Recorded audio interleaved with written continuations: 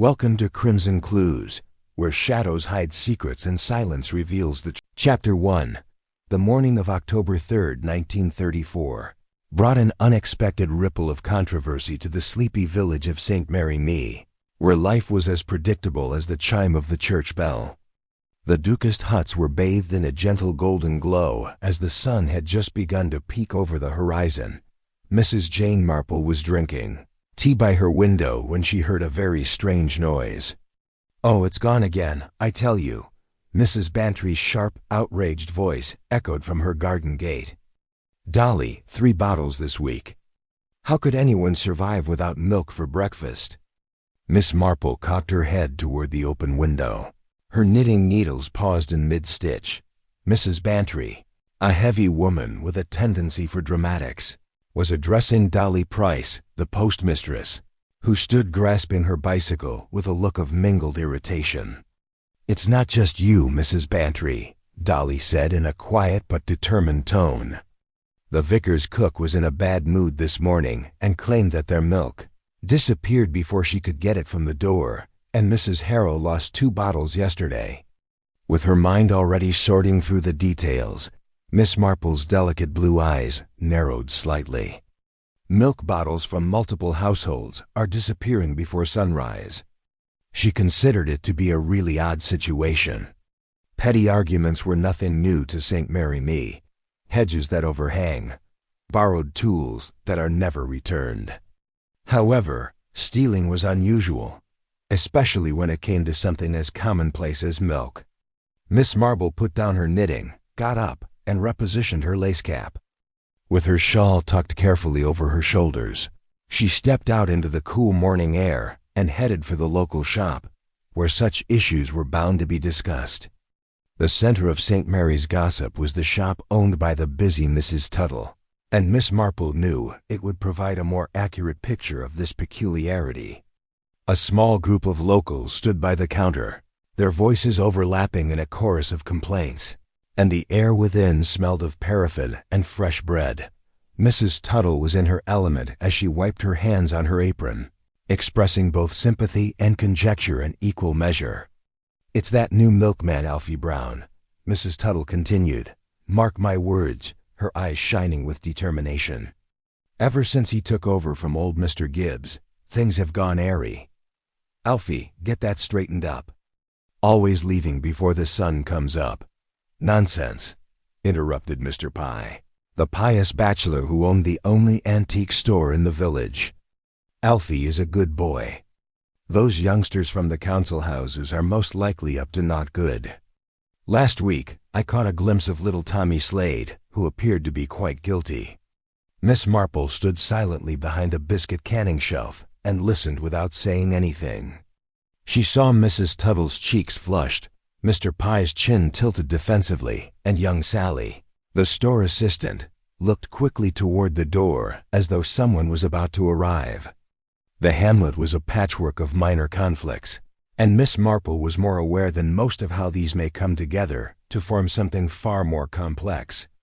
"Maybe," she replied gently, her voice piercing the commotion. "Why is more important than who. After all, milk isn't exactly a valuable commodity. This can be more complicated than it first appears." With a mixture of mild surprise and respect, the villagers turned to face her. Though she always delivered her observations with a disarming humility, Miss Marple was well renowned for noticing what others missed.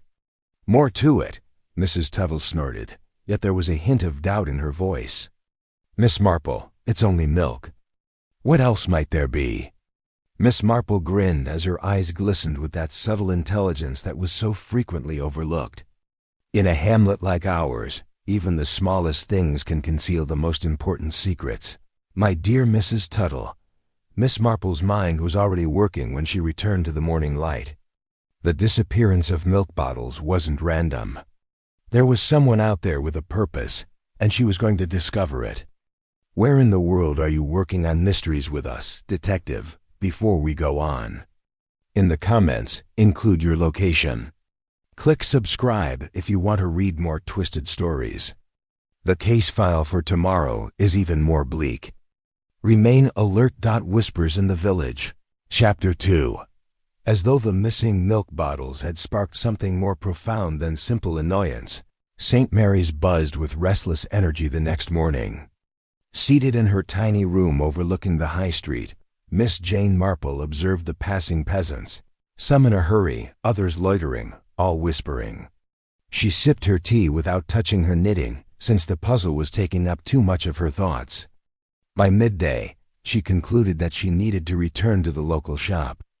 In addition to providing food, Mrs. Tuttle's establishment served as a testing ground for the village's viewpoints, and Miss Marple was certain that the rumors would have grown stronger overnight. The bell over the door rang as she stepped inside, and the commotion inside paused for a moment, before starting up again with new vitality. Court was being held by Mrs. Tuttle behind the counter.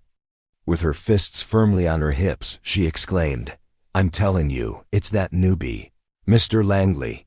Just 3 weeks after moving into Rose Cottage, this has happened. That one he keeps to himself. Never comes to church with us. What is he concealing?" Miss Marple, carefully choosing a cocoa tin, took notice of the name. It was true that Mr. Langley, a reserved guy in his 40s who liked dark suits, had just arrived. The one time she had seen him, he was swiftly going down the path with a newspaper under his arm and a hat partially over his face. In St. Mary's, a stranger always sparked curiosity, but today it seemed distrust. Mrs. Bantry, who had just come in carrying a basket, said, "Oh, I don't know about that. I admit that Langley is strange, but what would he want with milk? It's still Elfie Brown, in my opinion. I think I spotted him hanging around my gate after dark yesterday, and he has been late with deliveries twice this week." Miss Marple's brows raised a trifle. The milkman, Elfie Brown, was a gaunt young man who avoided eye contact and laughed nervously. Although he appeared sincere, there was a certain uneasiness about him, and she had spoken to him once or twice. Is it guilt? Or just the weight of community scrutiny, she wondered. The shop worker, young Sally, had her cheeks flushed and was stacking jars of jam with extraordinary attention. "Alfie's not like that," she abruptly stated, her voice almost audible over a single word. All eyes turned to her as the room fell silent. She paused, then continued, "All he's doing is being busy. Works diligently." "He does." Mrs. Tuttle squinted her eyes. "Is he busy?" "Sally, what are your knowledge of Alfie's business?" Sally's blush deepened, and she remained silent as she busied herself with the jars. But Miss Marple brushed the incident aside. Sally's support for Alfie was telling, but she wasn't sure if it was out of loyalty or something else at the time. Miss Marple paid for her cocoa and went outside as the conversation veered to other village issues, such as a broken fence and a missing cat. The smell of fallen leaves filled the cold October air. Pretending to adjust her shawl, she stopped by the storefront window and noticed Mr. Langley across the street. His gestures were sharp and urgent as he addressed Mr. Clement, the vicar. The normally calm vicar's face appeared troubled. Miss Marple pursed her lips in contemplation. On the surface, the milk theft seemed insignificant, but they caused tempers to flare and tongues to wag. In her experience, minor offenses frequently concealed more serious ones, much like a loose thread that, when tugged, reveals an entire garment. She decided to pay more attention to Mr. Langley, Elfie Brown, young Sally, and maybe the vicar as well, since his uneasiness implied that he knew more than he admitted. A small smile played on her lips as she made her way home. She muttered to herself, "People are so predictable, yet so surprising." Chapter 3. The Milkman's Tale. The morning mist clung to St. Mary like a gossamer veil, softening the outlines of the cottages as Miss Jane Marple set out on her daily walk. Her destination was the edge of the village where Elfie Brown, the milkman, would be finishing his rounds. She had timed her stroll carefully, knowing Alfie's cart would be near the old oak by the lane to Rose Cottage. As she approached, the rattle of milk bottles announced Alfie's presence. He was loading empty crates onto his cart, his movements quick and jerky like a marionette with tangled strings. His cap was pulled low, but Miss Marple caught the flicker of unease in his eyes as he noticed her. "Good morning, Alfie," she said, her voice as warm and unassuming as a neighborly chat over tea. "A fine morning for your rounds, though I dare say the village is giving you quite a time of it." Alfie's hands fumbled with a crate, nearly dropping it. "Oh, morning, Miss Marple," he stammered, his cheeks weening. It's been a bit of a bother, but with folk talking about the milk." Miss Marple tilted her head, her expression one of gentle concern. "It must be dreadfully trying, Alfie, to have your deliveries questioned. Have you any idea who might be taking the bottles?" Alfie wiped his hands on his apron, his gaze darting to the ground. "No, miss. I swear I don't. I leave the bottles same as always, before dawn. By the time I come back for the empties, some are gone. It ain't my doing, I promise you." "Of course, Alfie," Miss Marple said soothingly, though her eyes missed nothing. The way his fingers twitched, the slight quiver in his voice. "But it's curious, isn't it? Milk isn't gold or jewels. Well, why would someone take it?" Alfie shrugged, his shoulders hunching. "Don't know, miss. Kids maybe, or someone short on coin. I just deliver what I'm told. Old Gibbs never had this trouble." Miss Marple nodded, recalling Mr. Gibbs, the previous milkman, whose steady reliability had been the backbone of many a village breakfast. "You've taken on a big responsibility following in his footsteps," she said. "Do you ever see anyone about during your rounds? Early risers, perhaps, or late-night wanderers?" Alfie hesitated, his eyes flicking toward Rose Cottage in the distance. "Well, I see Mr. Langley once or twice out walking before dawn. Says he can't sleep. Likes the quiet. And Mrs. Harrow, she's been out in her garden some nights tending her roses, she says. Odd time for it, if you ask me." "Indeed," Miss Marple murmured, her mind filing away the details. Mr. Langley's sleepless walks and Mrs. Harrow's nocturnal gardening were threads worth tugging. "And you, Alfie, you're out so early. It must be lonely, rattling about in the dark." Alfie managed a weak smile. "Used to it, miss. Just me in the cart, same as always." Though he paused, then shook his head. "Oh, never mind." Miss Marple's eyes twinkled, but she pressed no further. "Well, Alfie, you've enough on your plate without my chatter. Do take care, won't you?" As she turned to leave, Alfie called after her, his voice strained. "Miss Marple, you don't think folk really believe it's me, do they?" She looked back, her smile kind, but her gaze piercing. "People will believe what they wish, Alfie, until the truth is plain. But truth has a way of coming out, doesn't it?" As she walked back toward the village, Miss Marble's thoughts churned. Alfie's nervousness was palpable. But was it guilt or merely the strain of suspicion? And why had he glanced at Rose Cottage? Something in St. Mary was amiss, and Miss Marple felt certain the milk was only the beginning. Chapter 4. A Peek Through the Mist. On the fourth morning of the milk mystery, the fog came into St. Mary, shrouding the village in a spectral veil that muddled sound and obscured the recognizable shapes of the hedge and cottages. Always an early riser, Miss Jane Marple stood at her garden gate with her shawl pulled tight against the cold.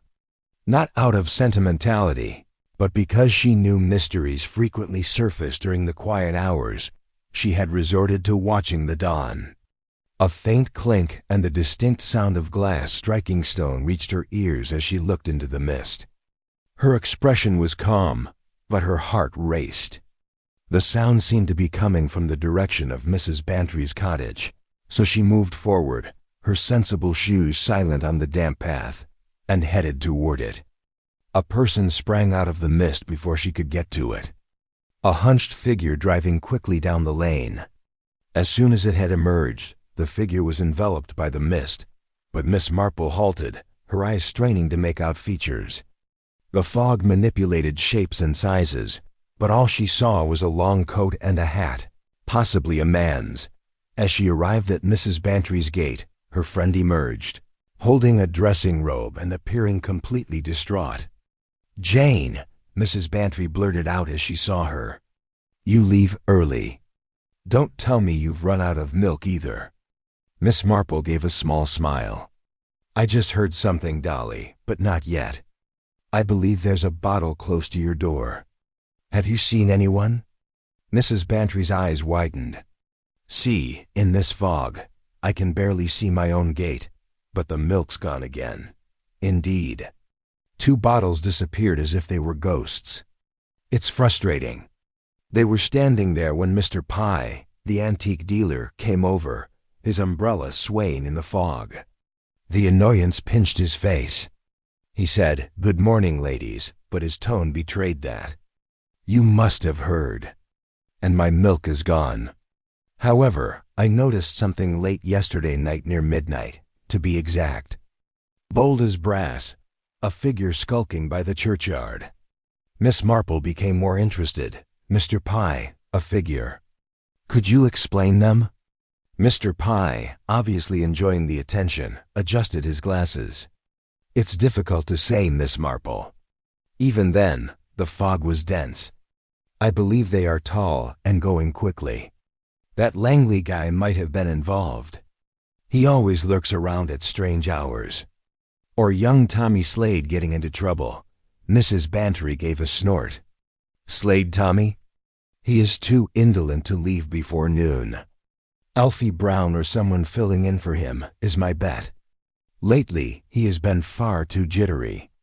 Miss Marple listened, listing the specifics in her thoughts. Alfie's name appears once again, followed by a person in the fog and another close to midnight.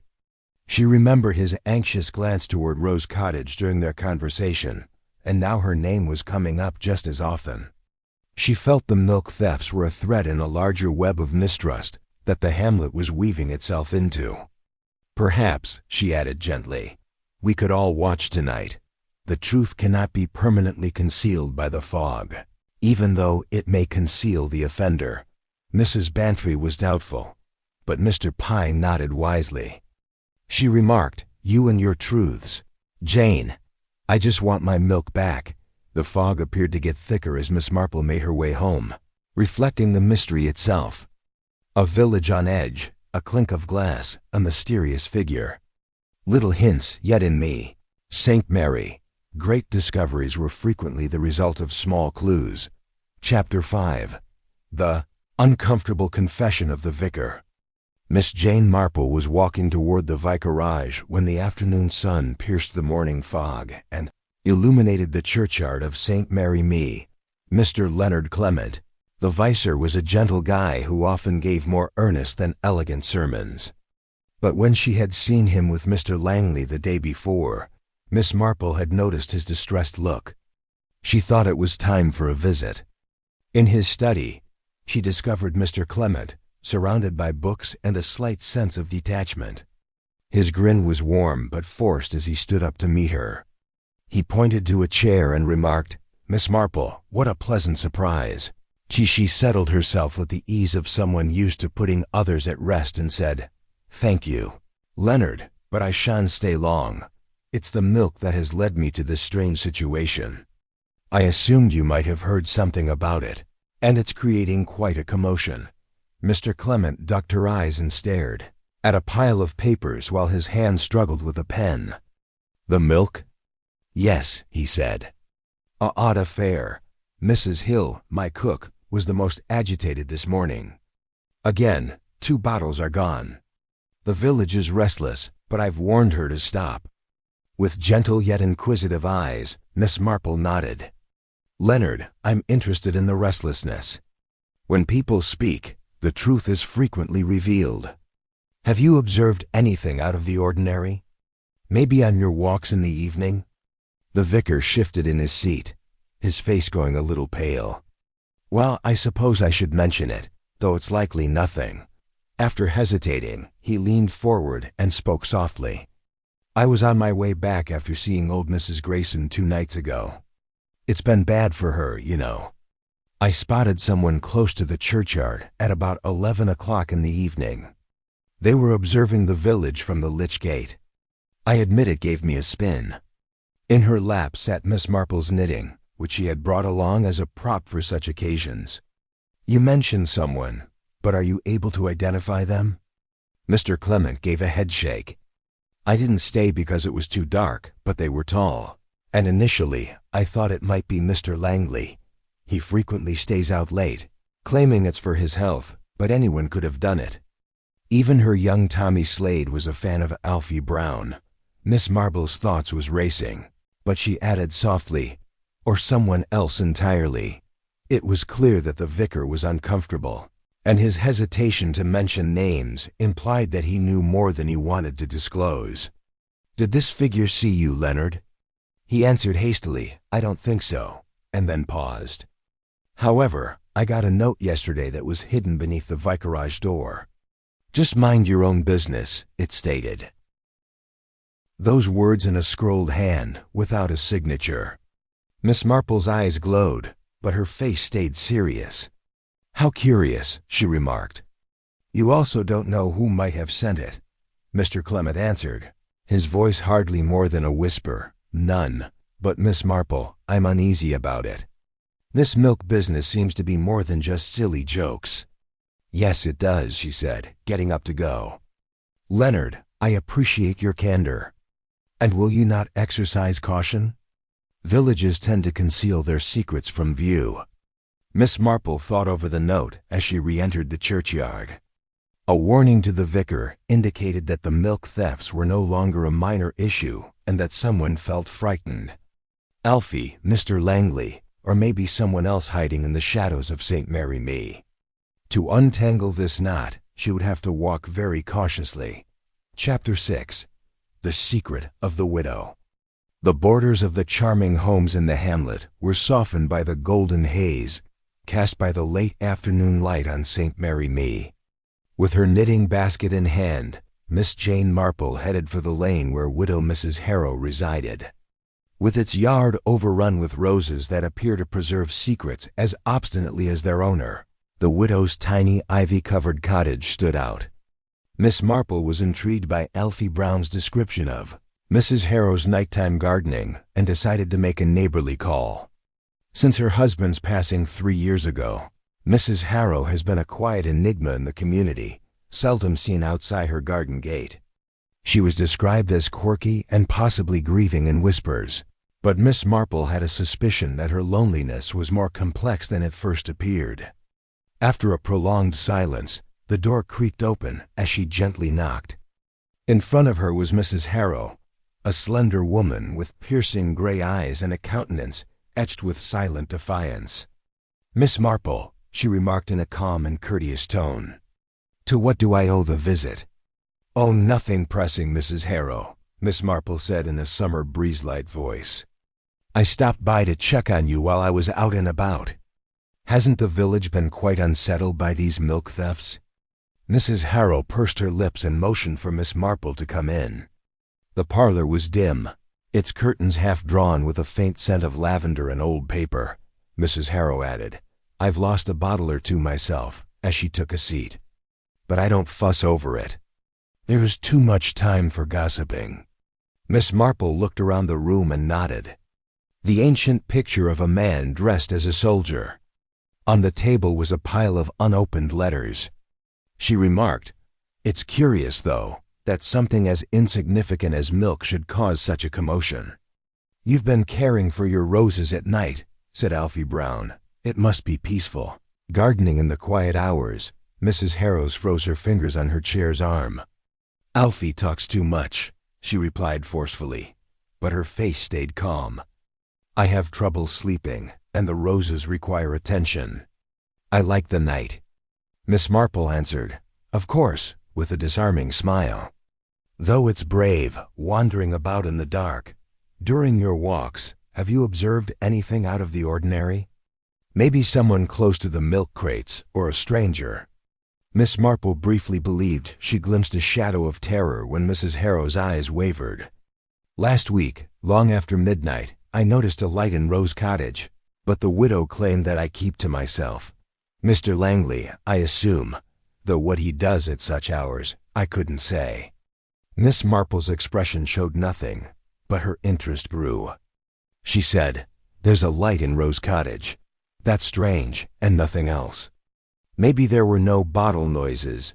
Mrs. Harrow's hands curled in her lap, but she shook her head. Only the typical village sounds, though yesterday I did discover something at my fence. A piece of ripped fabric snagged on the hedge, like a man's clothing blew. I set it on fire. Wish to avoid controversy. Miss Marple spoke in a soft voice, but her eyes glistened. "Mrs. Harrow, you are really wise. It is true that trouble tends to find us." Miss Marple's thoughts were racing as she walked out of the cottage. The burning cloth, the reference of a light in Rose Cottage, and Mrs. Harrow's reserved demeanor all pointed to something more than lunacy. Did the widow have a secret? Or was she too entangled in the secrets of St. Mary? It appeared that the enigma of milk was becoming more complex every day. Chapter 7. A Misdirected Letter. It was one of those clear, sunny mornings in St. Mary Me that almost made the village appear too perfect for secrets. Miss Jane Marple, however, was more aware than most that secrets flourished in such environments when she went out to retrieve her post.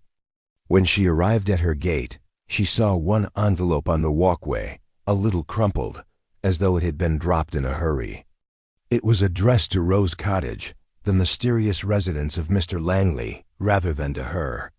After a little pause, Miss Marple's delicate fingertips picked it up. Returning a misdelivered letter would rarely raise eyebrows, and it was not a serious offense.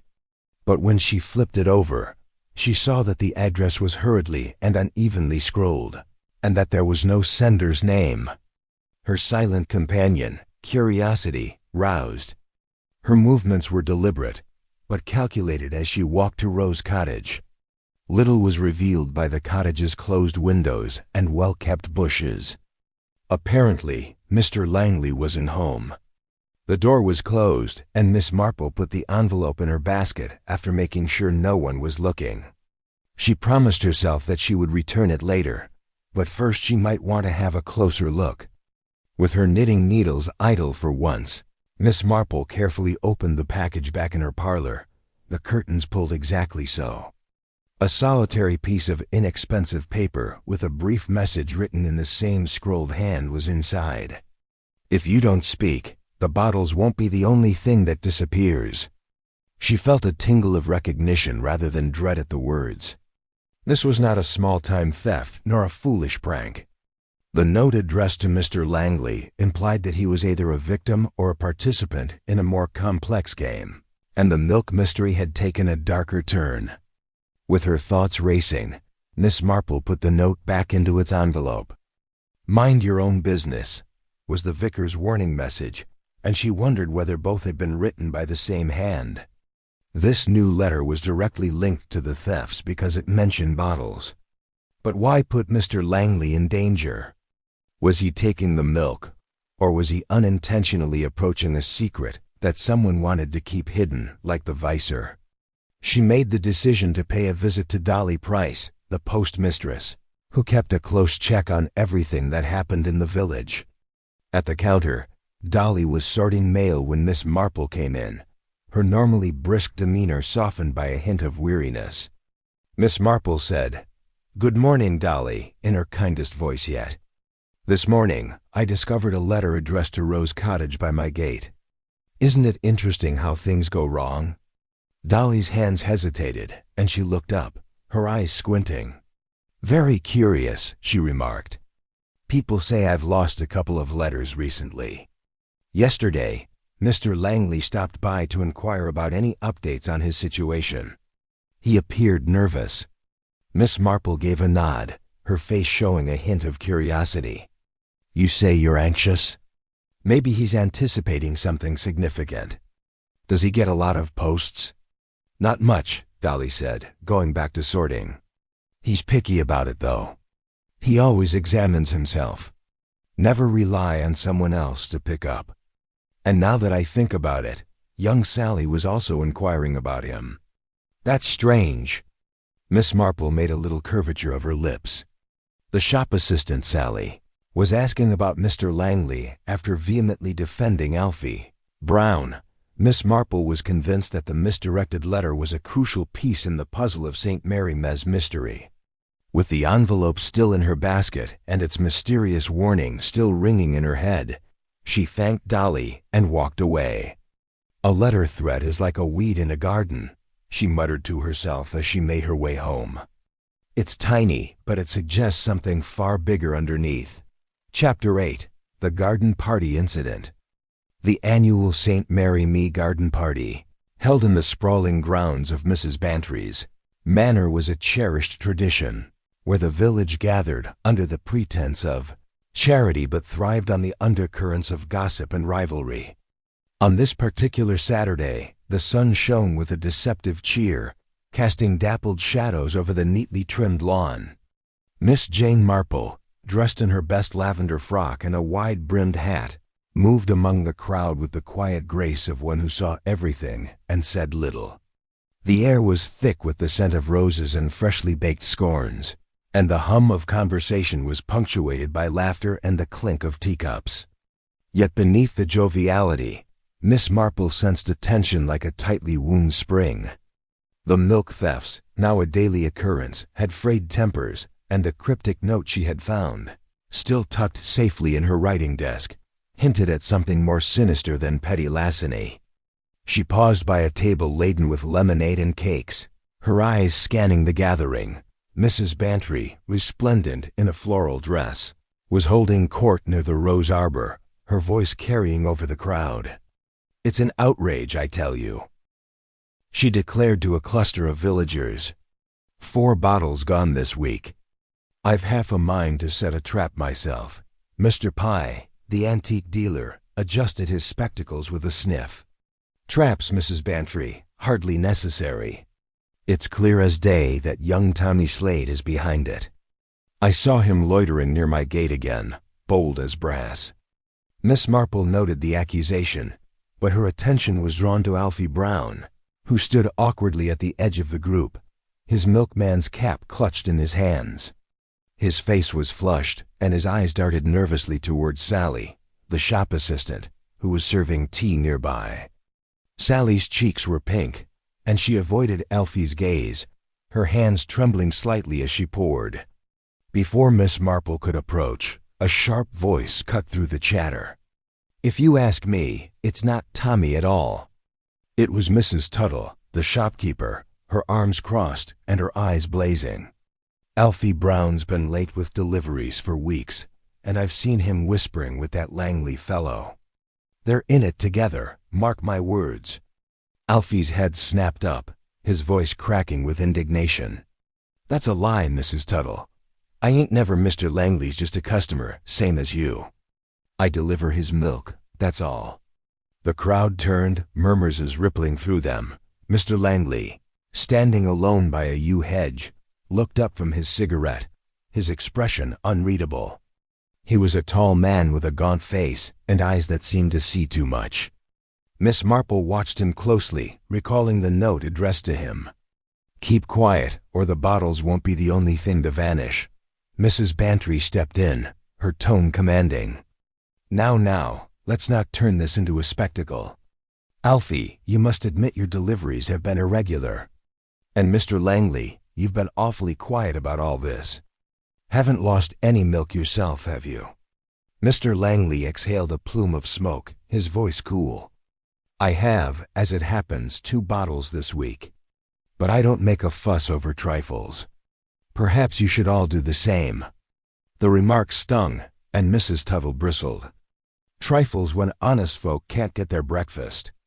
You're new here, Mr. Langley, so I'll speak plain. You've no business acting so high and mighty."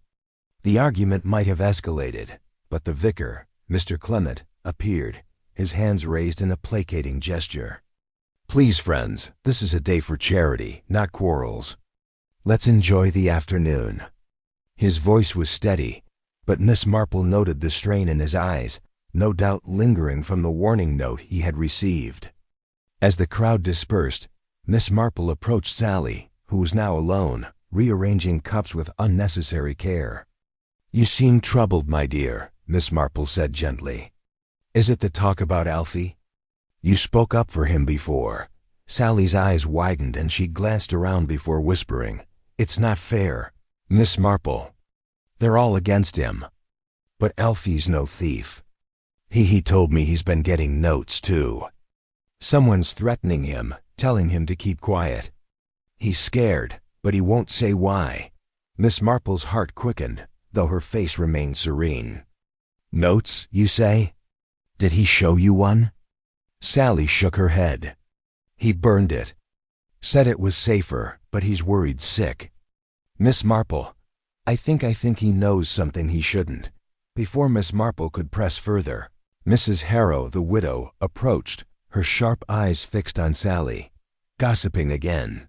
Sally," she said, her voice low but cutting, "you do well to mind your tongue. Some things are best left alone." Sally flinched and hurried away, leaving Miss Marple to face Mrs. Harrow's unyielding gaze. "A lively party, Mrs. Harrow," Miss Marple said mildly. "Though it seems the milk mystery has everyone on edge." Mrs. Harrow's lips thinned. "People make mountains out of molehills. I keep to my garden and my roses. I suggest others do the same." As the widow walked away, Miss Marple's mind churned. The garden party had revealed more than just village squabbles. Alfie's fear, Sally's loyalty, Mr. Langley's detachment, and Mrs. Harrow's cryptic warning all pointed to a web of secrets. The threatening notes, first to the vicar, then to Mr. Langley, and now it seemed to Alfie, suggested a single hand at work. But whose and why? She sipped her lemonade, her eyes twinkling with quiet determination. "A village is like a puzzle," she murmured to herself. "And every quarrel is a piece waiting to be placed." Chapter 9. Footprints will be left behind. With a clarity that seemed to mock the village's mounting anxiety, the dawn burst over St. Mary Me. The grass was soggy with dew, the air was cold, and Miss Jane Marple, who was always on guard, had gotten up early to check the lanes close to her cottage. She had a tangle of threads from the garden party. She sensed that the mystery was approaching a turning point because of Alfie's dread, Mr. Langley's mysterious, Sally's allegiance, and Mrs. Harrow's stern warning. She concluded that going for a stroll could help her decompress and possibly uncover something more concrete. Her sharp eyes saw a flash of light in the grass as she came to the path by Mrs. Bantry's cottage, where the milk thefts had been most common. Her heart pounding, she stopped and bent to look at the floor. There in the dew-moistened lawn were tracks, clear, crisp, and clearly fresh. They led back to the lane, vanishing into the gravel, and then to Mrs. Bantry's doorstep, where the milk container was empty. Miss Marple regarded the prints, her lips pursed. They were too deliberate for a kid like Tommy Slade, and too little for a man like Mr. Langley or Alfie Brown. Perhaps a boy's or woman's shoe, but the stride implied intent rather than play. As though the criminal had been trying to hide their footsteps, she followed the route cautiously, noting where it turned toward the hedge and then stopped suddenly. Her thoughts were racing as she straightened. Although they were a clue, the footprints left more questions than they answered. Could they be Sally's, who had been so adamant in her defense of Alfie? Or Mrs. Harrow, whose gardening at night was curiously timed? Or maybe someone else, a figure that hasn't yet surfaced from the shadows of the village? Miss Marple was determined to test her theory, so she headed to the village shop, where Mrs. Tuttle was already sweeping the step with a frown on her face. She paused her broom and remarked, "Morning, Miss Marple. Another bottle gone from my doorstep." "Tonight, I'm prepared to defend myself." Miss Marple grinned in a soft voice. "Mrs. Tuttle, it's a frustrating business. This morning, I observed something odd. Footprints in the dew tiny, similar to a woman's, beside Mrs. Bantry's gate. Have you spotted someone early on, maybe someone you didn't expect?" Mrs. Tuttle leaned in closer, her eyes widening, her voice lowering to a whisper of conspiracy. "You mean a woman's? I'll tell you something strange, though. I noticed Sally, yes, Sally from the shop, walking down the lane toward the church yesterday morning when I woke up early. Her shoes were soiled, and she appeared fervent, as if she didn't want to be noticed. "I promise." Miss Marple's face stayed calm, but her eyebrows raised. "Out so early, Sally. How strange.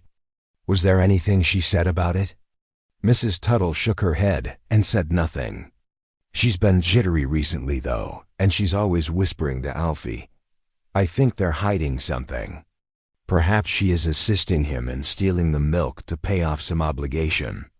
Miss Marple gave a contemplative nod, but she refrained from passing judgment. Sally's devotion to Alfie was evident, but the timid girl didn't seem to be inclined towards stealing. Nevertheless, Miss Marple knew better than to ignore the footprints and Mrs. Tuttle's sighting because they were pieces of the puzzle. She saw Mr. Clement, the clergyman, walking across the green with his hands clenched together and his face pallid as she was leaving the store. Her voice was friendly but inquisitive as she approached. "Leonard, good morning. You appear distressed. Is it something else, or the milk industry?" Mr. Clement paused, looking around as though he was worried about being overheard. "I guess it's nothing new, but it's all right, Miss Marple. However, soon before dawn this morning, I spotted Sally close to the churchyard. She ran off without saying anything, as if she was surprised to see me. Her involvement in this nastiness is something I can't help but wonder about." Miss Marble's tone was solemn, but her eyes glistened. "Sally, again, it's amazing how names keep circling, isn't it? And I discovered those little purposeful footprints. Of course, they may belong to anyone, but they do provoke thought." The vicar lowered his voice and his face tensed. "Miss Marple, there's something else. As I already mentioned, this morning I discovered another note hidden beneath my door. It stated, 'Stop looking or you'll regret it.' The same scrawl as before." Even while Miss Marple remained calm, her heart raced. "Another note," she whispered to him. "There appears to be a strong desire to keep us in the dark. Leonard, thank you. Will you please keep that note secure?" She kept thinking about the tracks in the dew as she made her way home. A mystery much deeper than stolen milk was hinted at by Sally's early wanderings, the threatening notes, and the increasing unease in the community. In St. Mary's, someone was trying to keep a secret, and it was Miss Marple's mission to discover who and why. The Night Watch. Chapter 10. Long shadows were formed across the quiet pathways by the moon's pale light as it hung low over St. Mary May, when Miss Jane Marple assembled a small, trusted group for a discreet vigil. The hamlet, which is usually tucked in by 10 o'clock, appeared to hold its breath. The footprints in the dirt had persuaded her that something needed to be done. The threatening notes had become more menacing, and the milk thefts had become bolder. She had recruited Mr. Clement, whose discomfort had finally overcome his hesitancy, and Mrs. Bantry, whose outrage made her an eager ally. Tommy Slade had also offered, his boyish bluster tempered by a glimmer of apprehension, keen to disassociate himself from Mr. Pye's charges. They gathered at the churchyard's edge, where the lich gate provided a shaded view of the lane where milk boxes were typically stacked. Miss Marple, wearing a black shawl, spoke in a quiet, low voice, her eyes alert despite the hour. "We have to be patient and quiet," she remarked.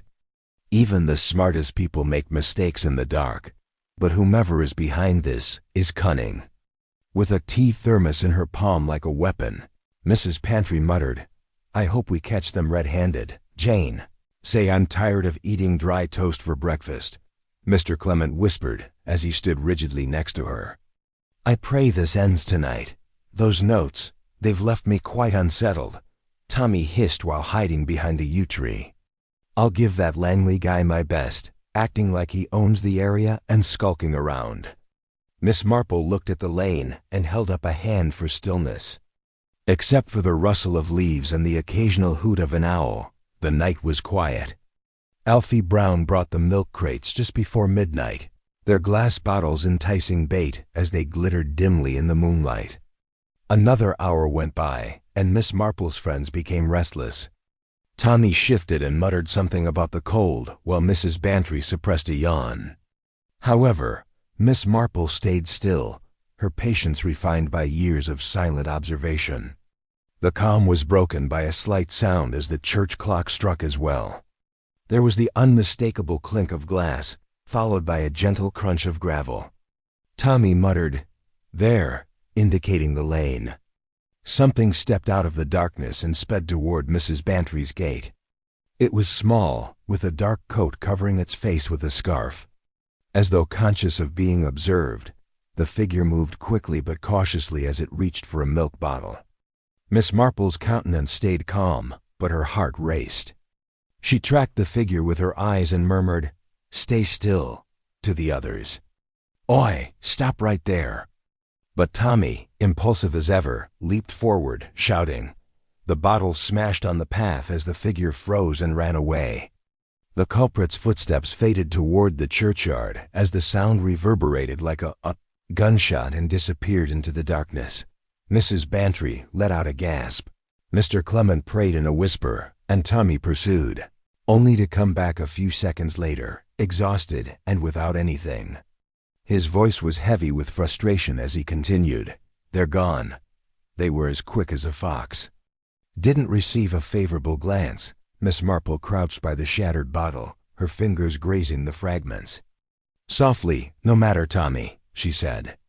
"We've learned something all the same." She gestured to the ground, where new footprints were visible in the dew that had been disturbed by the escaping figure.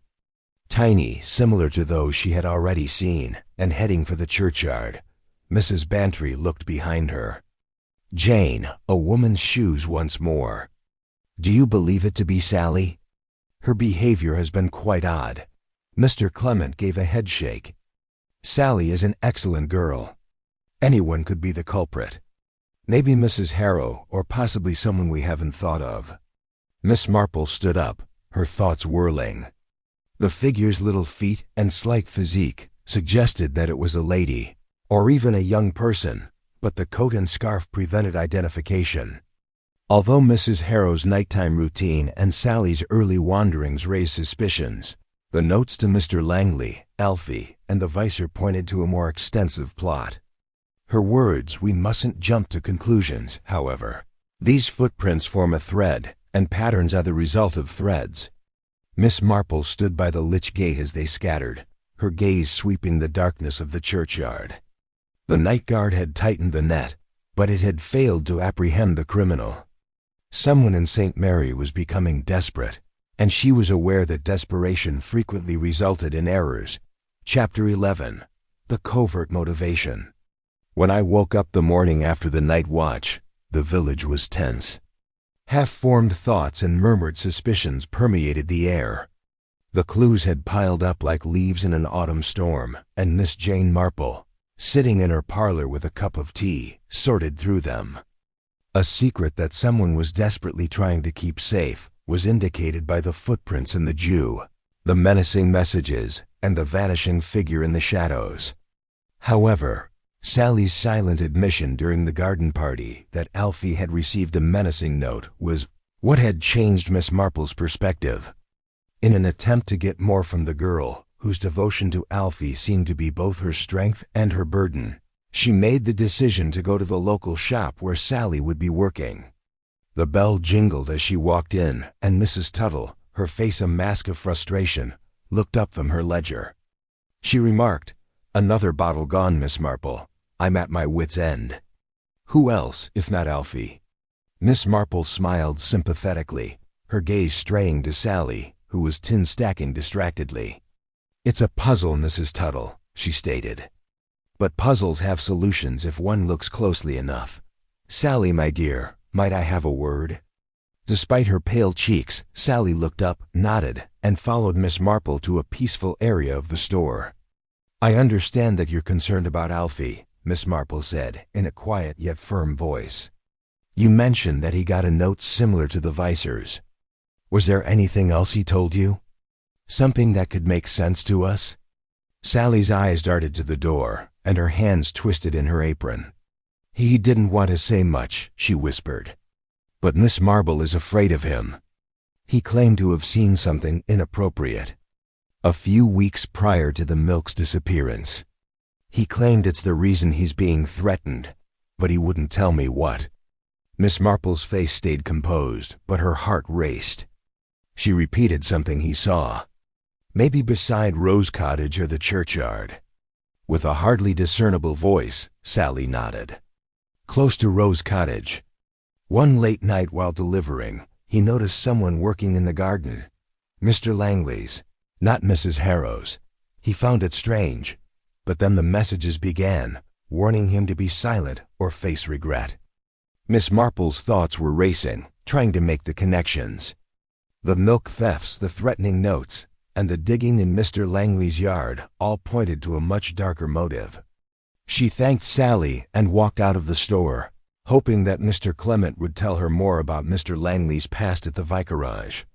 Distracted, the pastor was in his garden, pruning roses. Although his eyes showed lingering uneasiness, he gave her a friendly greeting. "Miss Marple," he began, "I trust you're okay. Despite this unpleasantness, as good as can be anticipated, Leonard," she said, sinking onto a bench. "Mr. Langley has been on my mind. Despite being new, he appears to be crucial to our small puzzle. Do you know anything about his history? There must be a backstory for a man who walks at night and gets threatening notes." Mr. Clement paused in the middle of cutting with his pruning shears. He lowered his voice and said, "I know I shouldn't talk out of turn, but before he came to St. Mary Me, I heard a rumor from a London-based colleague. A few years ago, Mr. Langley, whose true name is Langley, though he used to go by another name, was embroiled in a scandal. They claim that valuable documents were stolen from a solicitor's office. Although he was never charged, suspicion followed him. Soon after, he left London." Miss Marple's expression was still solemn, but her eyes were sparkling. "A robbery," she whispered. "Notes warn of worse, and milk bottles disappear. Leonard, do you suppose anyone in the village may be aware of this scandal? Someone who could turn it on him?" The vicar looked pale. "Yes, it is possible, but I hadn't considered it. Mrs. Harrow has been more distant from Langley than most, and it's possible that she lived in London before to her husband's passing." Miss Marple nodded, piecing together the hints in her head. A widow with her own secrets, a milkman who saw too much, a man with a dark background, excavating in his garden at night, and a string of robberies that appeared to be intended as diversion or distraction. She came to the realization that the milk was really a smokescreen concealing a more serious offense. Maybe those papers, or something buried in the garden of Rose Cottage. Miss Marple's mind drifted to the figure in the scarf and the tiny, purposeful footprints as she walked out of the vicarage. She whispered to herself that a village is like a tapestry, and if one knows where to look, every stitch has a story to tell. Chapter 12. The Last Surprise. The parlor of Mrs. Bantry's house was filled that evening, the air dense with expectancy and the faint aroma of beeswax from polished furniture. To solve the milk mystery that had been plaguing the hamlet for weeks, Miss Jane Marple had called a meeting of the important people at St. Mary Me, including Mrs. Bantry, Mr. Clement, Mrs. Tuttle, Alfie Brown, Sally, Mr. Langley, Mrs. Harrow, and even young Tommy Slade. The peasants sat with a mixture of wonder and uneasiness on their faces as the fire flickered in the hearth, creating flickering shadows. Standing next to the mantel, Miss Marple's small frame quietly commanded the space. She said, "Thank you all for coming," in a soft yet firm manner. "We've had a lot of trouble with this milk thing, but I think we can work it out tonight. It is not a straightforward heist as it first appears. Rather, it is a diversion, a cover for a more sinister secret." Mrs. Bantry's eyes widened as she leaned forward. "Do you mean to say that someone has been stealing milk to hide something else, Jane?" Miss Marple's eyes sparkled as she answered, "Exactly. Didn't the milk theft start as soon as Mr. Langley got to St. Mary's? Along with them were threatening letters sent to Alfie Brown, Mr. Langley, and Mr. Clement. These warnings of silence, all written in the same scrolled hand. suggested that the author was afraid of being seen. Mr. Langley's gaunt face was tense as he shifted in his chair. His voice clipped. "I've said before, I've no part in this," he said. "I've lost milk myself." Miss Marple gave a nod. "Yes, Mr. Langley, you have. However, let's examine the facts. Alfie was sufficiently frightened by the sight of someone digging in your garden late at night to receive a warning note. You also noticed a light in Rose Cottage at strange hours, Mrs. Harrow. Then there are the tiny, woman-like footprints discovered close to Mrs. Bantry's gate. Everyone's gaze was on Sally, who reddened and gripped her hands. "It wasn't me, Miss Marple," she sobbed. "I swear it." "I believe you, Sally," said Miss Marple politely. "But let us go back. Mr. Langley, did you not arrive at St. Mary's under a cloud?" A London controversy involving stolen papers. Suspicion persisted even though you were never charged. I questioned whether anyone here was aware of your past and took advantage of it. Every eye was drawn to Mrs. Harrow's sharp intake of breath. Her hands were clenched and her gray eyes were wide. Her voice was cold as she asked, "What are you suggesting, Miss Marple?" Miss Marple's words were exact, but her eyes softened. "Mrs. Harrow, you lived in London before your husband's death. Didn't you know Mr. Langley back then?" "He was previously known as Mr. Edward Crane, not Langley. Your spouse was employed by the lawyer whose records vanished. And those documents, I suspect, were not lost, but hidden, buried, perhaps in a garden." The room stilled, the crackle of the fire the only sound. Mrs. Harrow's face palled, but she said nothing. Miss Marple continued, her voice steady. "The milk thefts were a distraction meant to keep the village talking while you, Mrs. Harrow, searched for those documents in Mr. Langley's garden. You knew they were valuable, perhaps incriminating, and you wanted them either to destroy or to use. You wore your late husband's coat and scarf to disguise yourself, but your small feet left prints in the dew, and when Alfie saw you digging, you sent notes to silence him and others to sow confusion." Mrs. Tuttle gasped. "Mrs. Harrow stealing milk." "But why? Not for the milk," Miss Marple said. "For what was buried. The documents, I believe, were evidence of fraud. Your husband's fraud, Mrs. Harrow, which Mr. Langley took the blame for. You wanted to protect his memory, or perhaps to ensure the truth never surfaced." Mr. Langley stood, his face ashen. "She's right," he said, his voice low. "I knew someone was digging in my garden. I found the documents years ago buried by Harrow before he died. I kept them, thinking to clear my name one day, but I never suspected her." Mrs. Harrow's composure broke, her voice trembling. "I only wanted to protect him," she whispered. "My husband was a good man, trapped by a mistake. Those documents would ruin his name. Even now I took the milk to make it seem like pranks, to keep people distracted while I searched. I never meant harm." Miss Marple's eyes were kind but unwavering. "And yet your notes caused fear, and your actions stirred suspicion. The truth, Mrs. Harrow would have been kinder." The room erupted in murmurs, but Miss Marple raised a hand. "Let us not judge too harshly. Mrs. Harrow will return the bottles she has, and the documents will go to the proper authorities. The village can heal, and we can all have our milk again." As the villagers dispersed, Mrs. Bantry clutched Miss Marple's arm. "Jane, you're a marvel. But how did you know?" Miss Marple gave a small smile. "People are much the same, Dolly, whether in London or St. Mary. Me and secrets like milk have a way of going sour if left too long. Chapter 13. Concluding. Remarks and Contemplation. With a silent promise of rebirth, the sun rose over St. Mary Me. Its golden rays seemed to erase the darkness of the previous weeks, casting a gentle glow over the settlement. Once the source of such consternation, the milk crates were now full and unaltered on doorsteps, their glass bottles gleaming like tiny mementos of the order that had been restored. As the milkman's wagon rattled by, Miss Jane Marple sat knitting in her lap beside her parlor window. Alfie Brown, his shoulders less bent than before, his cap upright. The village had been rocked by the discovery of Mrs. Harrow's behavior, but the waves were subsiding. Following her admission, Mrs. Harrow consented to return the pilfered bottles, the majority of which had been kept undisturbed in her cellar. Despite Mr. Langley's guarantee that he did not seek revenge, the documents from his garden, which provided proof of her late husband's deception, had been turned over to the authorities. Even while the milk mystery will continue to be mentioned in the village's stories for years to come, the tenacious community was already shifting its talk to new topics, such as a disputed fence or a lost cat. As she sipped her tea, Miss Marble's mind wandered back to the party at Mrs. Bantry's mansion the night before.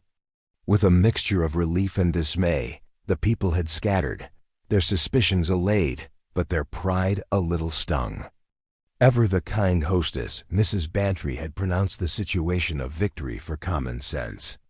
"I'll never look at a milk bottle the same way again, Jane," she later told Miss Marple. Although he acknowledged to Miss Marple that he would be more cautious about taking walks late at night, Mr. Clement had been the most obviously relieved, his faith in his flock restored. Cleared of suspicion, Alfie Brown thanked Sally with a modest grin, and Miss Marple thought their relationship might develop into something more in the future. Even Sally had been silent. Even though she blushed when Miss Marple praised her bravery, her devotion to Alfie was validated. The community was taken aback when Mr. Langley, or more accurately, Mr. Edward Crane, declared his intention to remain in St. Mary Me. "I like the air here," he had said. "I've no more secrets to hide," with a rare smile softening his pale face. Now that the shadow of his past was gone, Miss Marple had a feeling he would find serenity. Regarding Mrs. Harrow, once again she had gone to her home, her comfort, her roses. She might take some time to temper her sharp tongue, but the hamlet, with its unwritten rule of forgiving, would not reject her. Miss Marple had come to see her that morning as a courtesy, bearing a jar of handmade marmalade. Her words, "We all make mistakes, Mrs. Harrow," had been soft. "What important is what we do next?" The widow had glistened in her eyes, and even though she didn't say anything, Miss Marple sensed a silent connection between them. Miss Marple put down her knitting and got up to take care of her garden as the hamlet came alive. She stopped by the milk box she owned, where 2 bottles were standing with their cream tops intact. As she remembered the intricate web of the mystery, the notes, the muttered worries, and the footprints, a slight smile appeared on her lips. She believed it had served as a reminder that the most profound truths might be revealed by even the tiniest deeds. She clipped a withered rose and whispered to herself, "People are so very much like gardens. They have deep roots and grow in their own way. Sometimes it takes some research to grasp them." With its cottages and roads as recognizable as the lines on her hands, she gazed out across St. Mary Me. The town was at peace after the milk mystery was resolved, but Miss Marple was aware that other mysteries would eventually rise behind its placid exterior. When they did, she would be prepared with her tea, her knitting, and her keen observation of human nature's patterns.